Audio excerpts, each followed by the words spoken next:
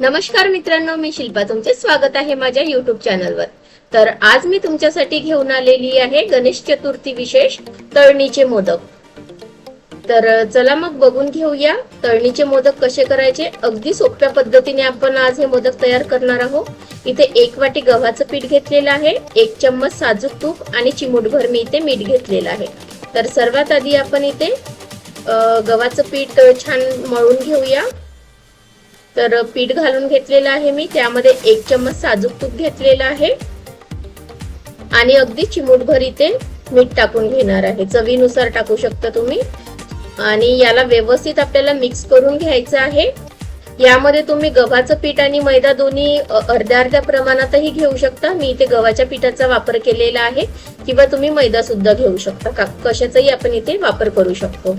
आणि हे व्यवस्थित मिक्स झालं की मी ते पाण्याचा हात घेऊन थोडं थोडं पाणी घेऊन आपल्याला व्यवस्थित इथे छान मऊसूत इथे गोळा पिठाचा आपल्याला तयार करायचा आहे.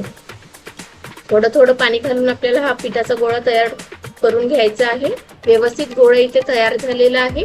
आता मी थोडं याला हाताला तेल लावून हा गोळा छान व्यवस्थित मळून घेते, म्हणजे गोळा असा वरतून कडक नाही येणार. आणि याला थोडा वेळ आपण असं बाजूला ठेवून घेऊ, म्हणजे व्यवस्थित तो मुरला जाईल.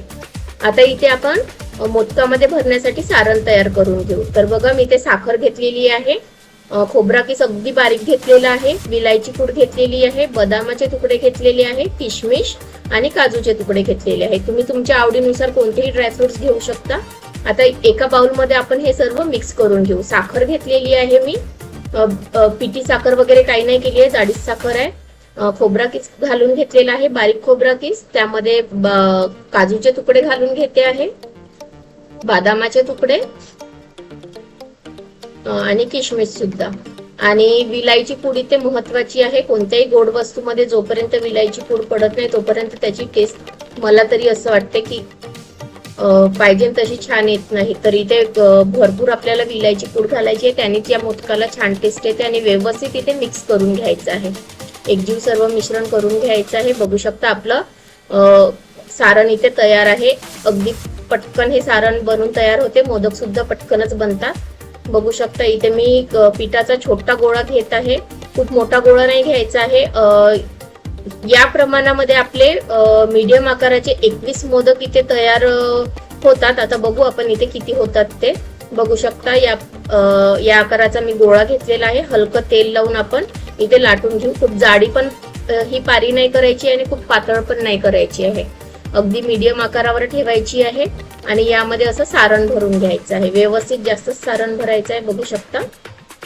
आणि छान पैकी आता याला आपण फोल्ड करून घेऊ. बघू शकता मी एका हाताने कशा याच्या फोल्ड करत करत करत करत नेत आहे व्यवस्थित. असंच आपल्याला इथे हा मोदक तयार करायचा आहे. आणि याचं जे वरची बाजू आहे ती अशी घट्ट आपल्याला हाताने दाबून दाबून एक्स्ट्राची जी आपलं पीठ आहे, कणिक आहे, ती आपल्याला काढून टाकायची आहे. आणि असं याला हाताने दाबून दाबून छान असं याचं टोक आपल्याला छान टोकदार करायचं आहे. बघू शकता अलगद इझी होते, काही याला वेळ लागत नाही किंवा जास्त मेहनत नाही लागत. बघू शकता किती छान इथे फोल्ड पडलेले आहे. अगदी सोप्या पद्धतीने हा मोदक तयार होतो, काही एक्स्ट्रा प्लेट्स वगैरे करायची गरज नाही. किती सुंदर आपला मोदक इथे बनून तयार आहे. याच प्रकारे मी सर्व मोदक इथे बनवून तयार केलेले आहे. आणि आता आपण हे मोदक छान तळून घेऊ. एकदा छान कडकडीत तेल गरम झालं नंतरच आपल्याला मोदक टाकून घ्यायचे आहे. आणि त्यानंतर आपल्याला गॅसची फ्लेम लो ठेवायची आहे आणि मंद आचेवर आपल्याला हे मोदक छान खरपूस तळून घ्यायचे आहे. बघू शकता एकदा सर्व मोदक टाकले की लगेच याला हलवायचं नाही, थोडा वेळ त्याला असेच त्या तेलामध्ये तळू द्यायचे आहे. तळले की ती आपोआपच असे हलके वरती यायला लागतात. नंतरच मग आपल्याला याला पलटवायचं आहे. अगदी सोप्या पद्धतीने हे मोदक तयार होतात. बघू शकता मी कोणतंही सारण इथे एक्स्ट्रा तयार केलेलं नाहीये आणि घरच्या साहित्यांमध्ये मी इथे सर्व बनवून तयार केलेलं आहे. तर आपल्याला काही एक्स्ट्रा इथे करायची गरज नाहीये. जर तुम्हाला ओल्या नारळाचे जर मोदक करायचे असेल तर मागच्या वर्षीच्या उकळीच्या मोदकाची लिंक मी तुम्हाला डिस्क्रिप्शन बॉक्स मध्ये दिलेली आहे, तिथे जाऊन तुम्ही चेक करू शकता. बघू शकता इझिली हे मोदक आपले इथे बनून तयार होतात अगदी कमी वेळात. तुम्हाला अगदीच घाई असेल तर तुम्ही या मोदकाचं एक ऑप्शन ठेवू शकतात. बाकी पुरणाचे मोदक, उकळीचे मोदक, खव्याचे मोदक असे भरपूर प्रकार मोदकांचे आहे, पण हा सर्वात सोपी प्रकार आहे आणि पटकन बनवून तयार होतात आणि खायला अगदी चविष्ट. तुम्ही नक्की एकदा या गणेश चतुर्थीला करून बघा हे मोदक. तर बघू शकता इथे सर्व मोदक आपले व्यवस्थित तळून तयार झालेले आहे. याला मी छानपैकी असे काढून घेते.